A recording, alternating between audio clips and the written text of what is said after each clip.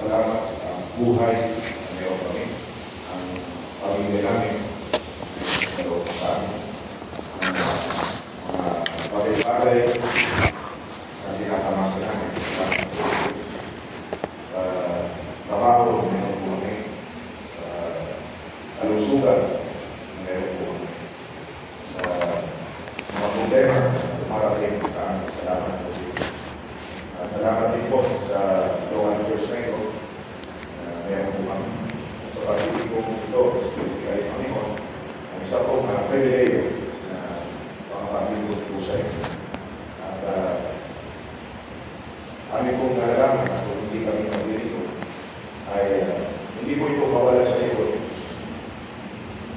Higit na kailangan na namin kaysa kailangan mo. Ito po ay self-sufficient God. Kami po ay mga mortal sinner na kailangan po ng kapatawaran. Salamat po Diyos sa inyo sa pagpiso at pananalugo. Kami ay may pag-asa sa mundo nito. Kaya po marapatin ang bukas ng iyong banal na salita.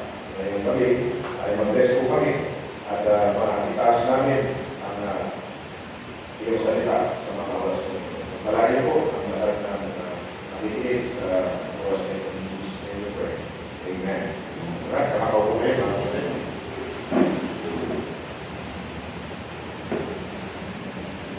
Sa tuloy nyo sa bukas, mga kapatid. Talakayin po natin ang isang bagay na incredible sa iba, pero sa atin ay hindi po incredible.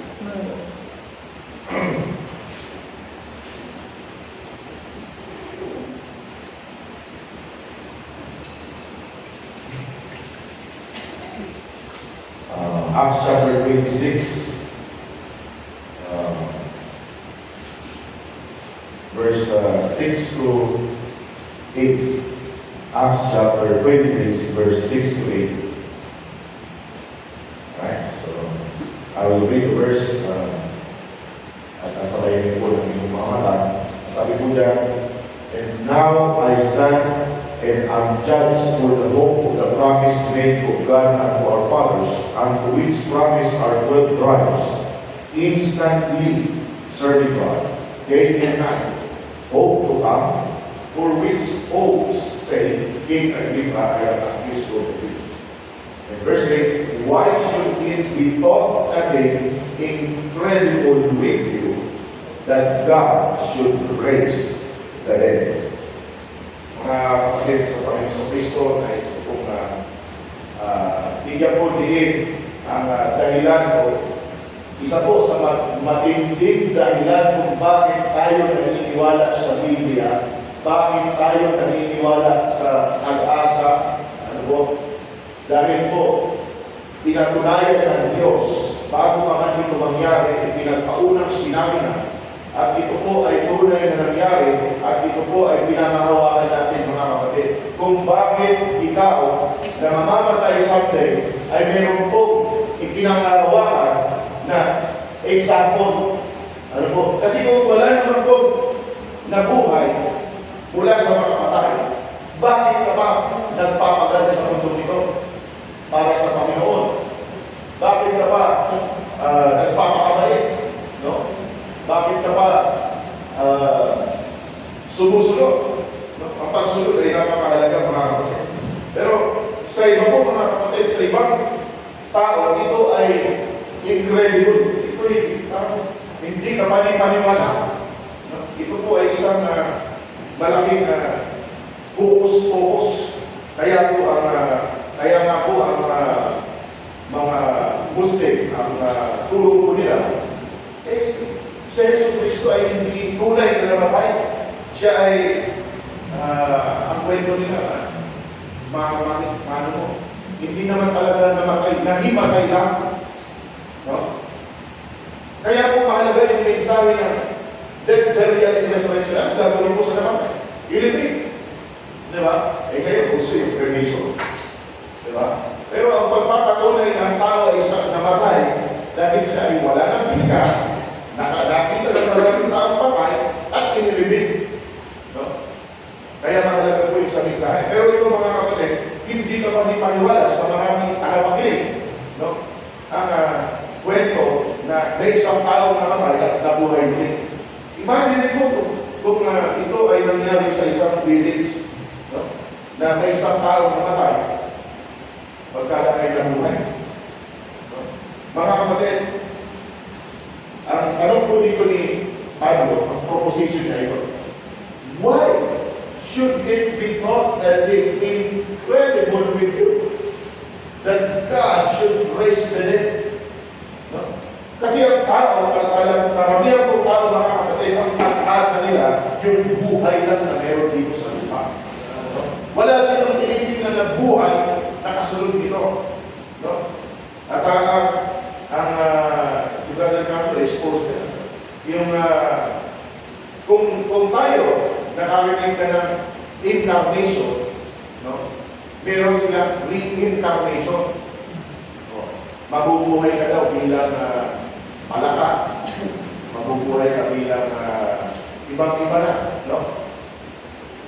Ayaw ka ba sa susunod na buhay mo? Ano ka? Alaka? Oo. Diba? Diba?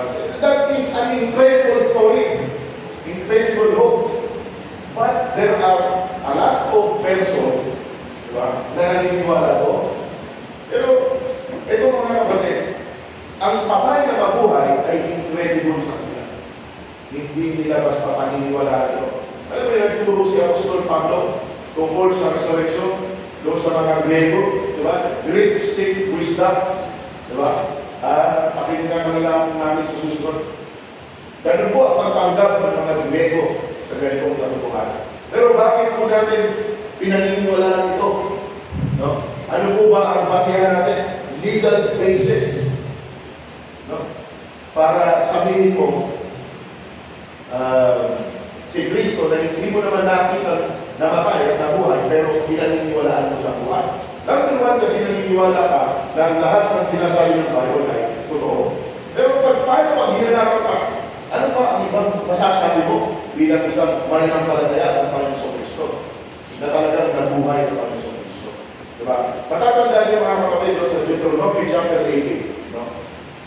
Deuteronomy chapter 18. Kapag ang isang prophecy ay hindi po nangyari, lalabas na sinungaling ang nagbitaw mo. No? Deuteronomy chapter 18, verse 18, sabi niya, verse 17. And the Lord said to me, they have well spoken that which they have spoken. Verse 18, I will raise them up a prophet from among the brethren like unto thee, and will put my words in his mouth, and he shall speak unto them all that I shall command them. And it shall come to pass that whosoever will not hearken unto my words, which he shall speak in my name, I will reward it of him. But the prophet which shall presume to speak a word in my name, which I have not commanded him to speak, or that shall speak in the name of other gods, even the prophet shall die. Verse 21. And if thou say in thine heart, how shall ye know the word which the Lord hath not spoken? Paano kung malalaman yung mga salita na hindi naman sinalita ng Diyos? Kapag ito ay specifically pag sa prophecy, hindi natupad, hindi nangyari. In verse 22, when a prophet speaketh in the name of the Lord, if the thing follow not, or come to pass, that is the thing which the Lord hath not spoken. In the same way, kapag ito'y nangyari, mga kapatid, ibig sabihin ito ay mula sa Panginoon. Yun po ang kabaligtaran ng katotohanan ngayon. But the prophet has spoken presumptuously, thou shalt not be afraid of him. Mga kapatid, doon sa sinabi ko ng Panginoon Kristo na siya ay mamamatay. Going back sa prophecy pa lang, sa Psalms chapter 16 verse 10, no? Sabi doon, thou wilt not leave my soul in hell, neither wilt thou suffer thine Holy One to see corruption. This speaks and prophesy about the resurrection of the Lord Jesus Christ. Mga kapatid, hindi pababayaan ng Diyos Ama ang kanyang anak na manatili doon sa kamatayan mo.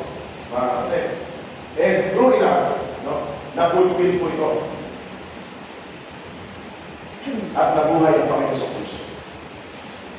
Napakita siya sa 12 disciples, around 500, first of all disciples, and yung disciples na doon, around 120, isipin may mga namatay na. And napakita siya doon sa more than 500, sa 1 Corinthians chapter 15. No? Napakita siya doon sa almost more than 500. At maging si Pablo, nakita niya. At pinatutunayan nito kay King Agrippa. No? Sabi niya, at midday, okay. No? Ikinikwento niya yung nangyari po doon sa Acts chapter 9. At nakita, pinatutuhanan ni Apostol Pablo na si Jesus Cristo, no?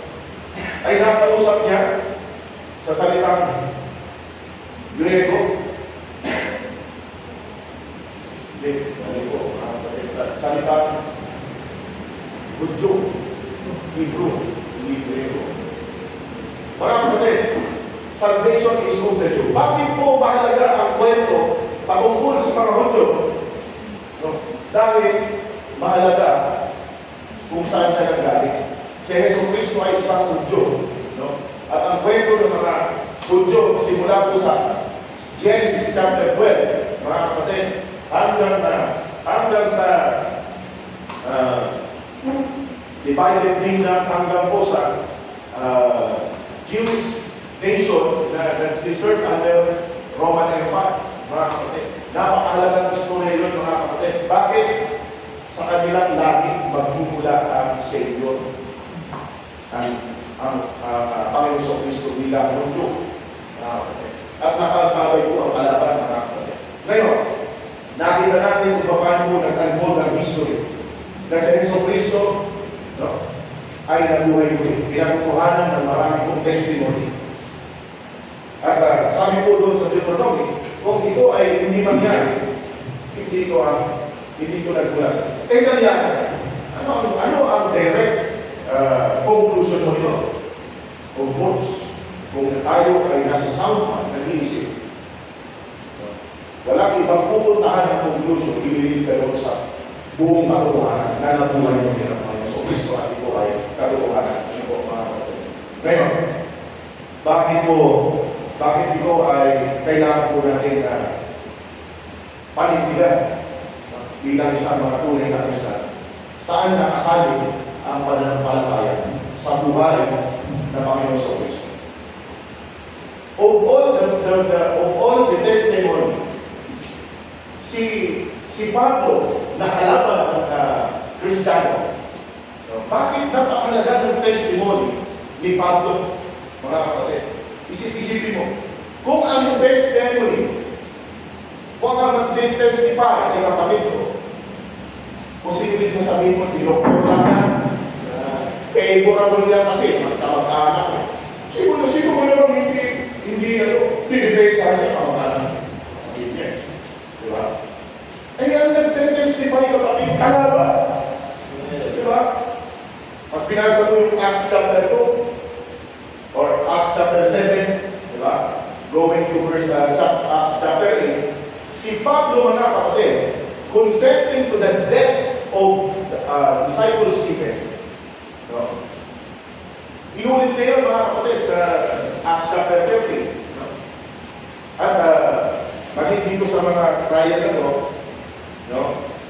At maging dito sa Acts chapter 26, no? Sabi niya dyan, Acts chapter 26, verse 10. Which thing I also did in Jerusalem, many of the saints did I shut up in prison. Kinukulong niya, having received authority from the chief priest, and when they were put to death, I gave my voice against them. Verse 11, and I punished them all in every synagogue and compelled them to blaspheme. Tuloy mo yun yung kalaban niya ginagawa. At hindi rin siya nagsusulat ng kwentong ito. Mga kapatid, para sabihin ng tao na dinuktor lang niya, Apostol Pablo yan. Mga kapatid, ang nagsusulat ito with independent mind ay si Apostol Luke. Mga kapatid, nakasama ni Apostol Pablo. Sabi niya, and I punished them for every synagogue and compelled them to blaspheme with being exceedingly bad against I persecuted them even unto strange cities. Kaya po, sabi niya doon, with authority, no? Verse 2, whereupon I went to Damascus with authority and commission from the chief priest. Pero yun mo yung mga kapatid. Meron siyang otoridad para magpulong at umakay ng Kristiyano. Hindi po biro ito, mga kapatid. Hindi po biro ang otoridad ni Apostol Pablo. At talaga may pinapakat. Hindi lang ito, ano lang, figment of imagination o para sa otoridad na hindi kakala. Actually, napatakot eh. Diba? Doon sabi ni Pablo doon sa Galatia, yung Galatia, no? Yung mga Kristiyano, ano siya nakatakot sa kanya? Bakit? Huwag naman na tayo tao siya. Paano itong isang tao na sobrang against mo sa Christianity, ay ngayon nagpapahayag na ng tungkol sa Panginoon sa Kristo. Sabi ng Galatians chapter 2. Galatians chapter 2. Verse 21. Sabi na, afterwards I came into the regions of Syria and Cilicia, and was unknown by grace unto the churches of Judea which were in Christ. But they had heard only that he which persecuted us in times past, now preaching the faith which once he destroyed. Talagang gusto niyang sirain, mga kapatid, ang pananampalataya ng Kristiyano. Gusto niyang i-wipe out. Ganun po ang utak ng Judaism. Ganun siya kagalit sa Panginoon sa Kristo. No? Pinapa-plastic niya yung mga tao na nahuhuli niya. No? Ganun ang gawain ni Apostol Pablo. No? At sabi ko sa verse 13, sabi niya, for ye have heard of my conversation in time past in the Jewish religion, how that beyond measure, ibig sabihin, nag-i-exercise siya ng authority by cruelty, mga kung paano niya dinidepensahan ng Judaism, no? Para sa Muslim, kaya kanyang magtarin ng pinong-pino for the sake of this Judaism. Sabi na, how that beyond measure I persecuted the church of God and wasted it. Wasted it.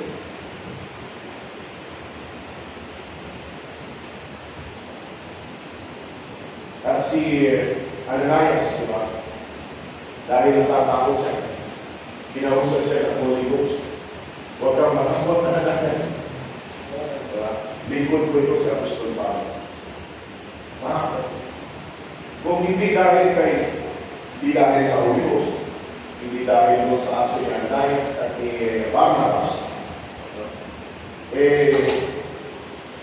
halos hindi paniniwala kung siya Apostol Pablo.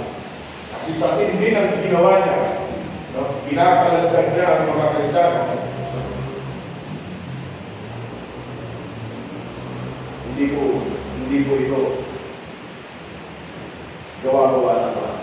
What's your basis? Yung strong. Pag tinignan mo yung talata, titignan mo yung epekto nito sa pananampalataya mo.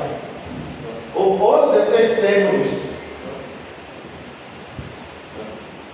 hindi favorable itong kay Pablo. Hindi niya ito pwedeng sabihin gawa-gawa na as ka na ba nasa kampo siya ng kalaban, mga kapatid. Hindi yan. Sabi ng Panginoon sa Kristo, so why persecute thou? Acts chapter 9. Why persecute thou? It is hard for thee to kick against the faith. At ang response niya, mga kapatid, no? Ang response niya, doon siya na-say. And after salvation, mga kapatid, pinatunayan niya na ang Panginoon sa Kristo ay buhay. Kahit bakit, mga kapatid, hindi lamang isang beses sila nagkita, mga kapatid. For many times, ang Panginoon Kristo ay nagpapakita sa kay Apostol Pablo at tinuturuan si Apostol Pablo. Kaya po, meron siya pong sinasabi sa buong Galatia, no, na dapat mo pakinggan. At dinidismiss ito ng maraming maging Katoliko, kasi ang Katoliko, ang leading nila doon sa 12 disciples. At ang yung boss nila sasabihin si Pablo, ano yan, saling tip-tip lang yan. Hindi ka naman talaga nakita ang Panginoon sa Kristo. Diba? Kwento na lang, inabot niya. Hindi po, bakit sinasabi na Apostol Pablo sa kanya pong mga mananalita dito sa Galatia? Diba? Sabi niya dito, verse 11, Galatians chapter 1, verse 11. But I certify you, brethren, that the gospel which was preached of me is not after man. Hindi po ito galing sa tao. Verse 12, for I neither received it of man, hindi ko ito pinagdag mula sa tao, neither was I taught, hindi rin ito galing mismo sa akin, but by the revelation of Jesus Christ, ito ay nirigin sa akin ng Panginoon sa Kristo. At unang nagtiwala sa kanya, si Ananias, si Barnabas, eventually yung 12 disciples, nagtiwala sa kanya, kaya nagkaroon po ng Jerusalem Council sa Acts chapter 15. And afterwards, the great missionary activity of all the apostles and disciples, followers of Christ. Kaya po may basis ang pagsunod mo ngayon. Paano mo ba i-connect ang Baptist Church sa unang siglong mga Kristiyano? Paano mo i-connect ito? Diba? May connection ba? Of course, meron mga doktrina. Diba? Ang unang connection natin, doktrina. Kung ano ba yung tinuturo nila doon, ay meron, ay yung pa rin ang pinakahawakan mo. Mga kapatid, maraming nagkakamali dito. Ang unang sasabihin nila, true church argument, kamihigan yung totoong church na itinatag ng Panginoon sa Kristo. Diba? At marami pong nagulat dyan. Diba? Roman Catholic, kami ang tuloy na simbahan itinatag ng Panginoon sa Kristo. Ano ba? Dating daan. Marami ang nag-take ng Matthew 18:16. No?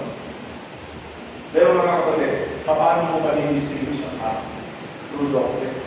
At paano ka titindig sa mga bagay nito kapag yung pananampalataya is fully professional?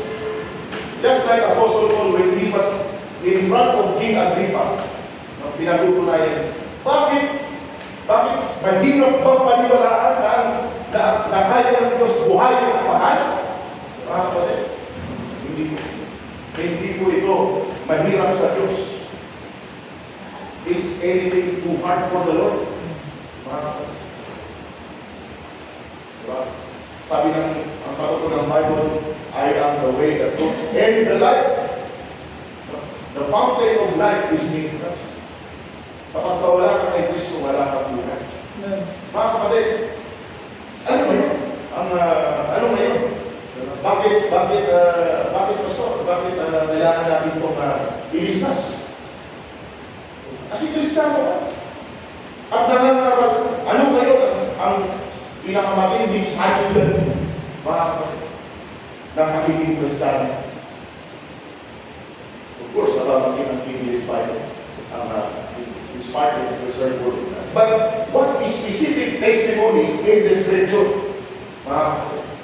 Kagaya po ng patutunan ni Apostol Pablo na si Kristo ay buhay. We have the greatest example ng taong patay pero buhay na buhay. At ibig sabihin, kung ano si Kristo, meron din tayo. Kaya meron kang karalaman gumawa ng mga bagay-bagay. Kasi bakit? Abutan pa ng pahatay, kaya ng buhay ng Panginoon at anak mo nila bubuhay nila. Diba? Kaya wala kang kamay sa mundo nito. Diba? Ako na-experience ko mga kapatid. Isang na nauubusan ng mga. yan. Di ba? Di ka tulad nung ikaw ay hindi Kristiyano. Di ba?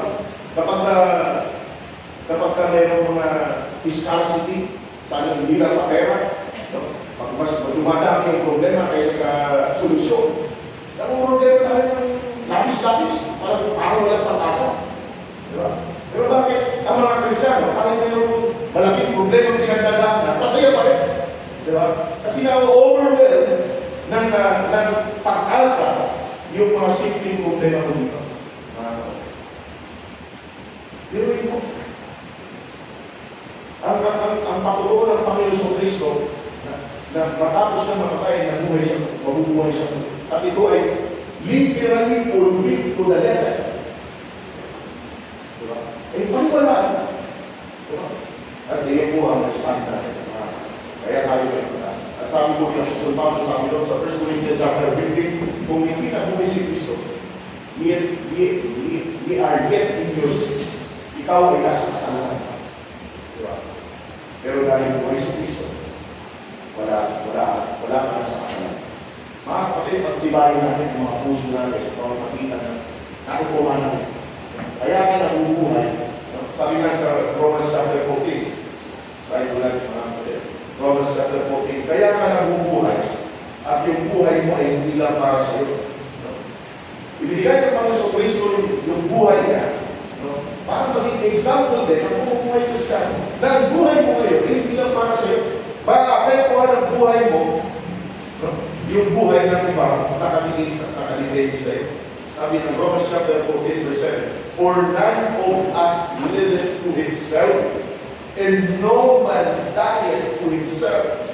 For whether we live unto the Lord, and whether we die unto the Lord. Whether we live, therefore, or die, we are Lord. So, mga kapatid, nagbunga yung pananampalataya mo sa Panginoon Kristo, meron po bunga.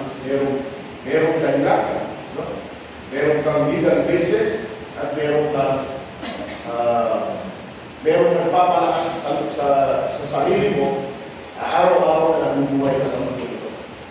Hindi ka na lang nabubuhay para sa sarili mo, kundi para sa ibang tao. Nabubuhay ka para sa asawa mo, nabubuhay ka para sa mga anak mo, nabubuhay ka para sa mga kapatid mo sa laman, nabubuhay ka para sa mga magulang mo, nabubuhay ka para sa mga kapatid mo sa church, nabubuhay ka para may dala ka para sa Panginoon sa Kristo, mga kaluluwa.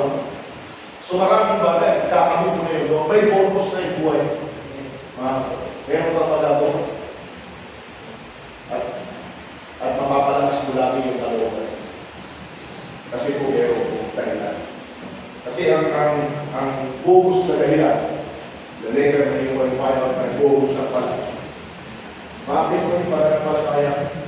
Imagine mo kung nakapagilang sa buhatilan. At sa pag-aaral mo, mapapatunayan mo si Muhammad ay nanatiling patay at walang makabuhay na para magligtas. At walang isang propesiyang natupad. Ni isang propesiya na pinitawad kasi hindi naman kaya na at lalabas na sinungaling siya.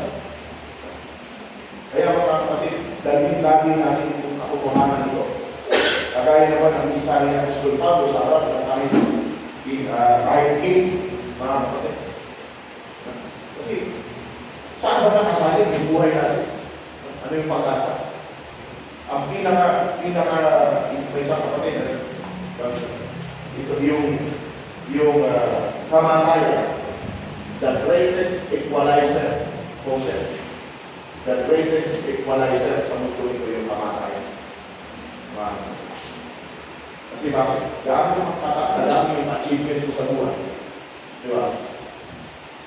Kapag naiisip mo yung kamatayan.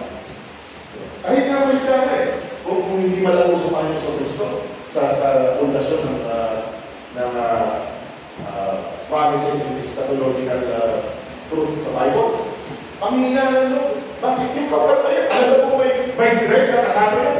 May panlulubong kasama. Di ba? Subukan pagkalawalan ka ng Panginoon sa buhay. Di ba?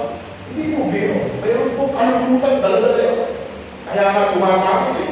Di ba? Kaya nga namumog yung damdamin. Talaga po, meron pong sara, meron pong lunuksak, lamentation. Kasi po, yung paramaya, mga kapatid, ay hindi katotohanan na hindi natin tayo basta makakapit. Pero kaya-kaya na natin ngayon, mga kapatid. Kahit sumong tayo sa biyara, wala tayong problema. Hindi tayo natatakot. Eh, bakit ka matatakot? Kung kamatayin ka, hindi mo na po problema. Eh, maliliit na problema tayo. Diba? So, palaksin natin yung mga kalooban natin, mga kapatid. Sumusuboy ba sa ating prayer meeting through online? Alam mo, patitigil sila Brother David, sila Brother Ian, Brother Tamo, Brother Dawi, Brother Chris, mga hindi nakakadalo, mga sa through online. So mga kapatid, kasi natin yung loob natin. Ano man pong ginagawa natin sa mundo ito, ay may dahilan, may legal basis ka. Kasi ang Diyos ay nakabase siya, may legal basis siya sa mga ginagawa ng mga. Kasi siya ay patas. Kaya ito nangyari yan. Kaya nagtakaw tao si Kristo. Kumuha siya ng laman. Bakit? Hindi lang naman para sa maligas ka. Meron kasi mong accuser na kailangan na sobrahin yung kanyang dilig na bakang akusa. Diba? Eh, binigyan na nga ng playaan. Tapos sosobrahin pa yung reino. Hindi po papayagan ng Panginoon. At napatunayan sa harapan isa ka na sa nakahing a little lower than the angel ang Panginoon sa Kristo. Simula siyang walang kasalanan. Ang tao nagsimula din walang kasalanan. Ang archangel at ang cherubim nag-umpisa din walang kasalanan. Hindi mo pwede sabihin na wala pag-asa eh. Hindi ako Diyos eh. Bakit? Nag-umpisa sa walang kasalanan. Ang cherubim. Diba? Ang angelic din nag-umpisa sa walang kasalanan. Ang angel na nag-rebelde nag-umpisa sa walang kasalanan. Sila na nag-umpisa sa walang kasalanan. Si Kristo nag-umpisa sa walang kasalanan. At little lower than the angel. So ibig sabihin, mali-mali ang mga kapwiran ni Satanas sa harapan ng Diyos.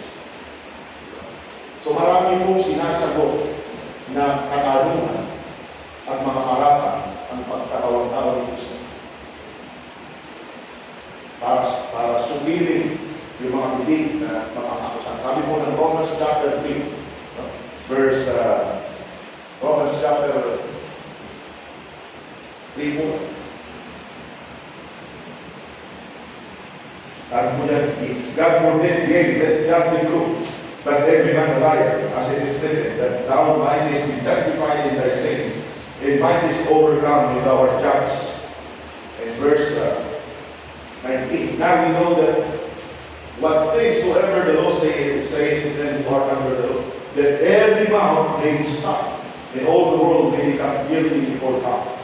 Mga kapatid, pagdating po sa righteousness ng Diyos, wala ka na dapat aram-aram. All clear. No? Dapat lagi mong iisipin ang Diyos ay righteous. Sa lahat ng pagkakataon, sa lahat ng bagay righteous. Hindi mo kailangan mag-second po. Is there unrighteousness with God? God will be. Ang sagot ko lagi, walang unrighteousness sa Diyos. Kaya po may pag-asa. Kapag walang unrighteousness sa Diyos, mga kapatid, mapangakawakan mo yung sarili.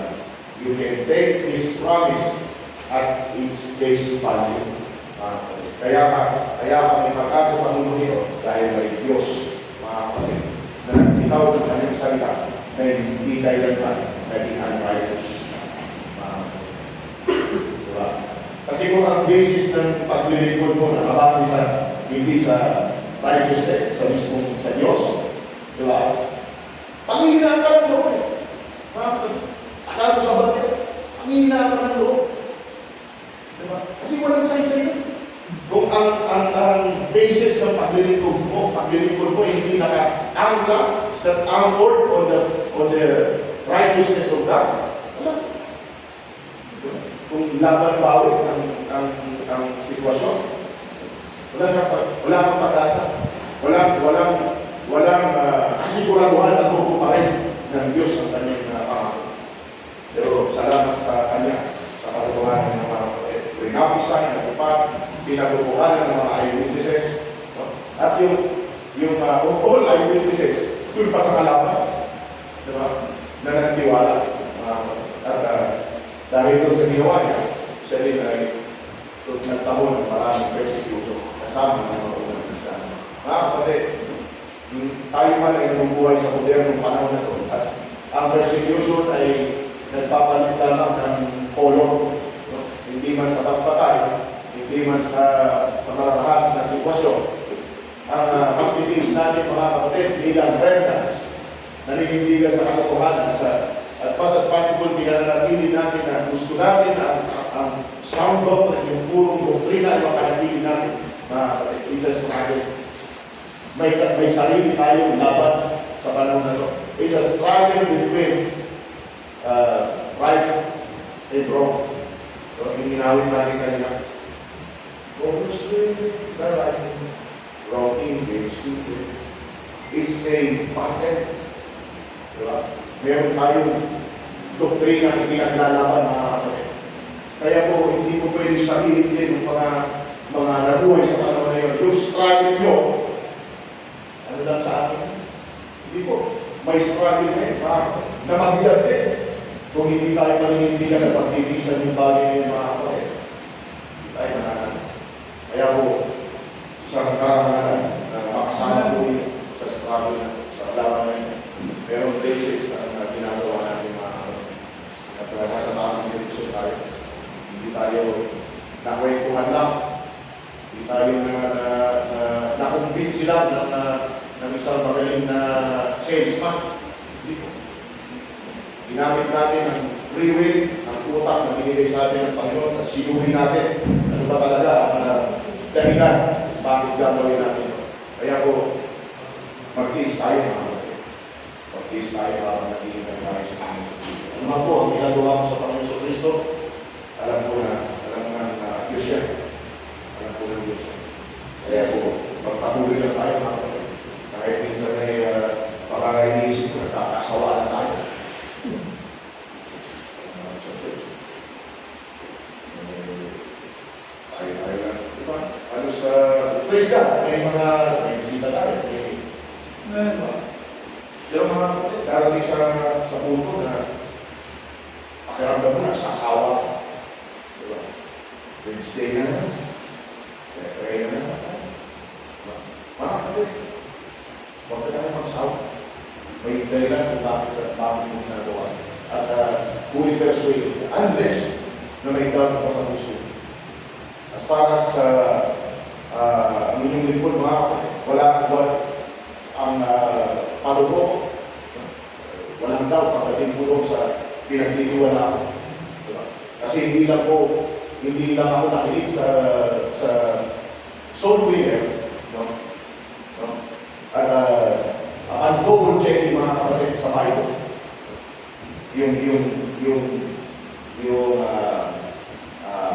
Ang tawag yan yung mismong laman, no? Yung kwento. Hindi mo ito gawa-gawa lang. Hindi mo ito pwedeng masupalitan mo sabihin na invento lang. Hindi invento. At ito ay puro katotohanan. Yung katotohanan ng Diyos. Pagpulitin yung Diyos. At sa paglilingkod natin Kristiyano mga kapatid, kapag fully persuaded ka na, walang room para kumigil, walang room para backside. Hindi ka patuloy hanggang sa dulo ng buhay, hanggang sa pagbabalik ng Panginoon sa Kristo. And you can make it. I am ready for go. To go. To die. For the Lord Jesus Christ and us. I am ready for go. Are you ready for go? Yes. Dapat na mamatay? Sir. Hindi mo. Dito na lang po. Pamatay ka. Umuwi ka sa Panginoon eh. Dito lang. Yung gusto kong gawin yun. Marami tayong dahil mga kapatid. Talagang wala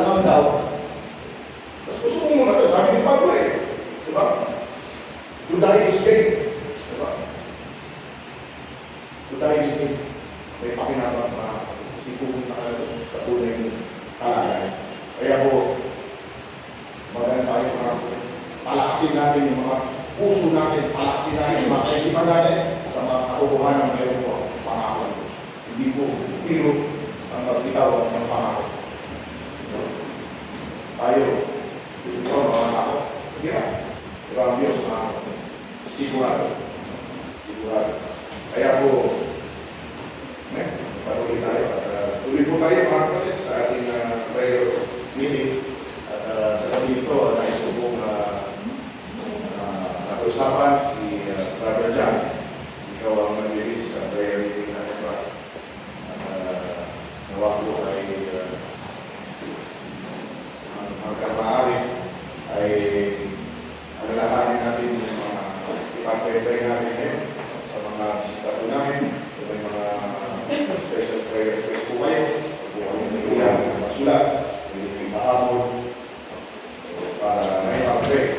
So, pag-pray ko rin ba si Brother Dali na yung Luisa, Guru, Sete, pag-pray natin.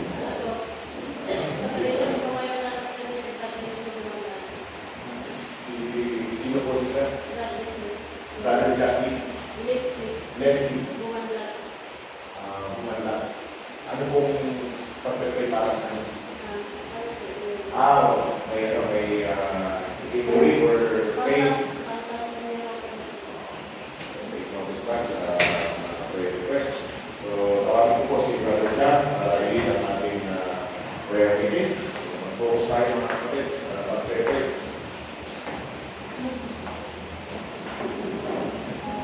Sige po,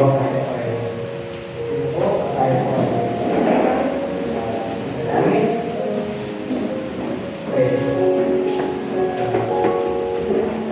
Diyos, mabalang kapagala sa lahat.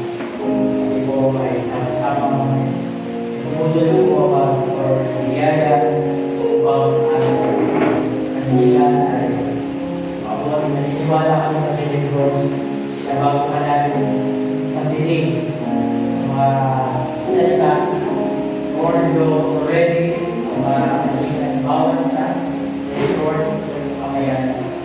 Kami ang Diyos ay naniniwala ko sa iyo sa mga salita sa iyong mga pangako.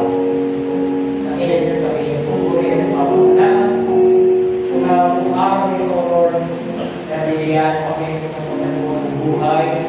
Salamat nakikinig sa pagkakinig. Pagkutigan sa patuloy-tuloy ng provision sa mga kailangan bawat isa sa amin.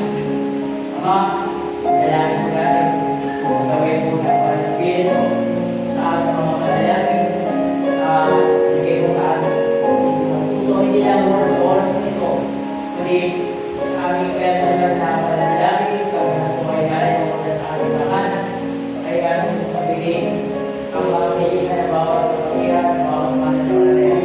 Ang kanilang Diyos, tuwala kami na ikaw ay Diyos, ang tunay na tutulong sa aming mga panalangin, gawin na ang pagpulito at makita Panginoon na ang panalangin ko ang Diyos dahil po kasaluhin ko kayo sa bawat hindi po namin na meron po pala ng panalangin. Tumapalan sa oras ito, ating kapatulor ng mga kanina po ng bawat sugat ng Lord ay mapasalamat ako sa pangaral ng Sinta. Kawa sa buhay po namin, ito ay tunay na po ng Diyos gawin mo na better believe or die in the Lord's Panginoon na pagpatuloy yung ating pagbabalik.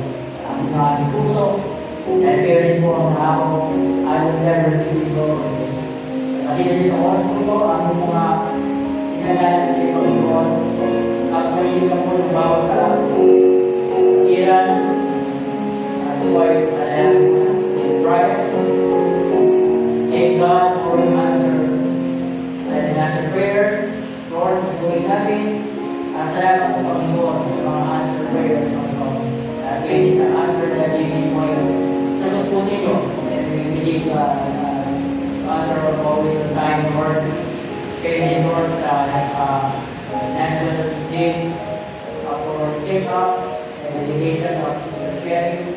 Dear Mother, Panginoon, ang patuloy mo. Nalalagay kayo yung patuloy, Panginoon. Provision ng kalakasan mo, Panginoon.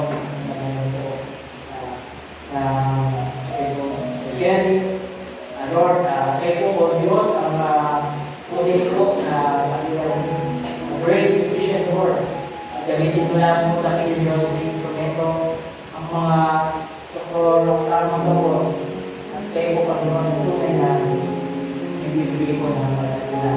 And also Lord, we pray for guidance and provision sa mga po ng Panginoon. Bukas Panginoon at ang ingat Panginoon saan nyo po sila lugar, ang lugar po nila. Pray Lord for their safety throughout Panginoon na emotion. Bigay ko ng gabay, ingat ng Panginoon. Biyaya po ninyo ang mga para po ay as a pastor, later, provision for their gym-ups, and then also dedication for sa anumang mga specified na discipline mo. Makaramdaman ang mga limupo ninyo, Lord, pagpili Lord, maraya ng Panginoon ay atupan natin sa mga subok. And Lord, we pray, Lord, yung mga kaibigan mo nila, Lord, kayo po, Diyos, na siyang nakakaunawa sa bawat kalagayan ng mga lingkod, mga anak ay kayo din, Panginoon.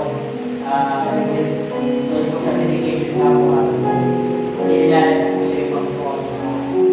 Kailangan ko, kapatid ko na Marvaya.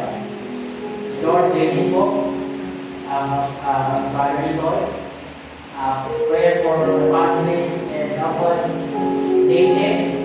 Lord, we need to pray Panginoon ang Panginoon Panginoon sa province, marami mga kulang, also the levels na Panginoon.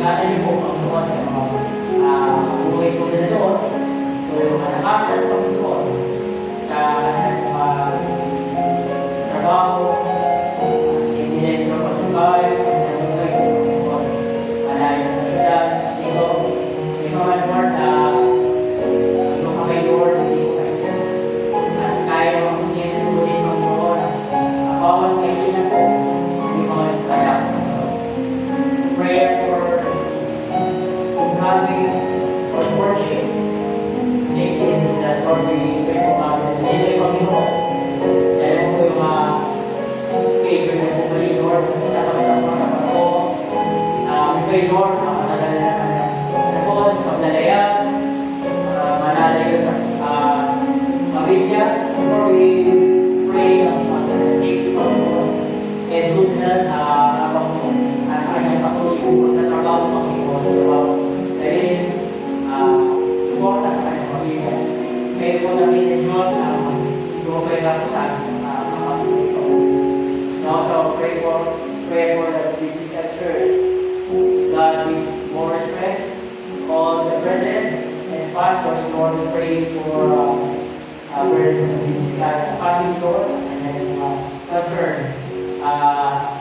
Salamat Lord sa mga kapatiran po namin, Lord, at sinundan, mga tao, Panginoon. Bless their works, Panginoon, their job, and their health also, Panginoon. And also pray, Panginoon, ay sa karoon din ay kasama rin po namin sila. Kayo po, Panginoon, patuloy po.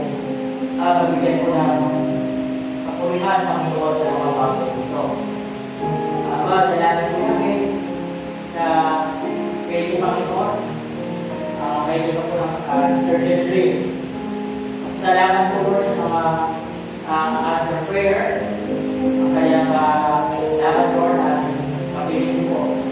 Kaya po kami na sharing and your family ko, we pray the Lord ikatan po ninyo Lord sa kasi travel Panginoon ang promise Panginoon. Kayo din naman, kayo din yung Sister Leslie or sa dating kong August, kung muna every first contest, we pray Lord sa bawat kasali Panginoon, mag-encouragement and just to memorize the Lord dahil sa Christ. Then Lord, yung salita po niyo Panginoon ay tuloy mo sa ating mga puso at pabuhay po. Gabayan po bawat sa Panginoon sa mga bagay po ito. Kami ay nagpapasalamat sa sagot po ng mga lesson ko. And also, Lord, we pray for Sister Elda, mga Lord, sa kamagitan ko po, graduate po bukas, si Brother Marcos, kaya po Lord, ay dinadalangin po namin Panginoon Diyos na bigyan po ninyo kamatama po ng lakas ng loob na provision Lord sa pangangailangan mo na successful na operasyon. Pwede po ang operasyon po. Leslie, Florida, pwede po Panginoon, 9 p.m.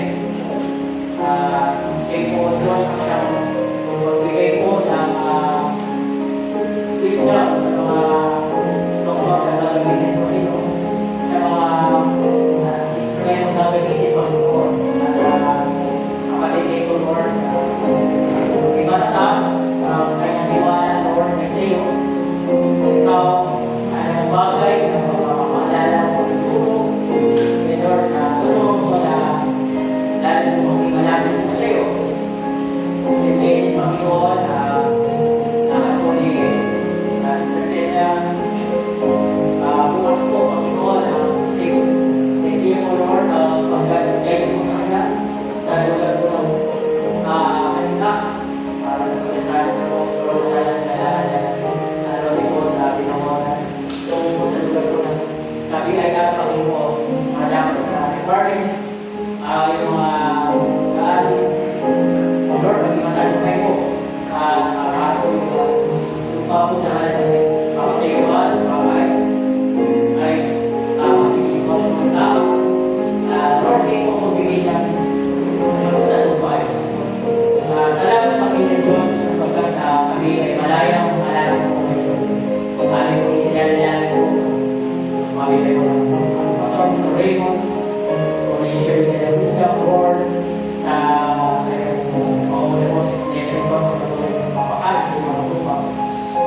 sa pagpapalindigan o sa katumanan sa iyong mga salita. Nakita Diyos dinadalangin na namin patuloy po. Activity po ng church ito. Ang goal po Panginoon, karoon po ng kami ang tingin ito Panginoon is summer bonding Panginoon ng bawat kapatiran. Kayo po siyang mamuna, magpala at bawat pakikisa ng bawat individual. We pray Lord for the families also for the baptism sa mga kapatiran po namin na excited Lord sa mga patuloy na pinagkakalaro po sa amin. Lord, salamat po dalawang sasakyan po na gagawin yung mga lito. Pastor Ivana, Pastor Jason Lord, 80% Lord, at nawa po makita pa ang mga ilan po mga dapat po ayusin at pwede Panginoon po asa ang Panginoon sa mga kapatiran ko sa mga pastoran ay maayos po mga sasakyan. Lord, thank you for your prayers, as a prayer and provision Panginoon at dinadalangin Lord exit Lord April 1 to 3 Lord dinadalangin namin magdadalusan po ng minute count sa kawalan po Panginoon sa Lord ng Lord ang mga delegates ng bawat churches Lord na ang Panginoon kayo sumili ko ng katagumpayan sa programa Panginoon sa bawat isa sa next morning Lord gawin sa mga kabataan po bawat church kayo po Panginoon magulang sa bawat pagbiyahe po Panginoon ingatan po niyo ang susunod na gagawin po namin bawat isa na nag-drive Lord pwede po Panginoon iigan po sa bawat isa. Panginoon Diyos na tuloy po namin dinadalangin para August as we celebrate Lord sa ating 8th year church anniversary. Ang mga nagpasalita po namin, Pastor Jason, Renato, Baby Lord, sa panalay na nagtitin po, sa Joshua, May Lord, para po siya nila Islam, at waiting we pray Lord sa mga KWBC Lord, student, Lord, graduate Panginoon this year.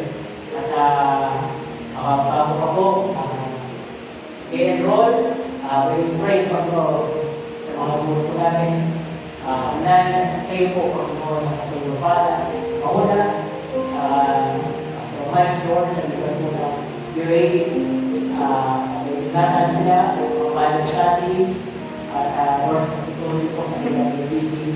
Lord, patuloy yung provision sa kanyang mga kung pamilya, Panginoon, sa asawa mo.